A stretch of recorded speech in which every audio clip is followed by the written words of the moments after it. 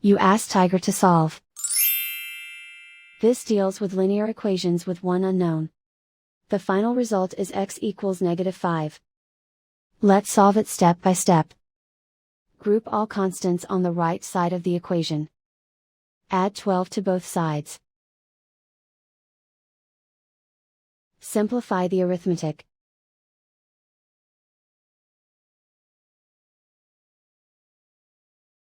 Isolate the x. Divide both sides by -9. Cancel out the negatives. Simplify the fraction. Move the negative sign from the denominator to the numerator. Find the greatest common factor of the numerator and denominator. Factor out and cancel the greatest common factor. And so the final result is x equals -5.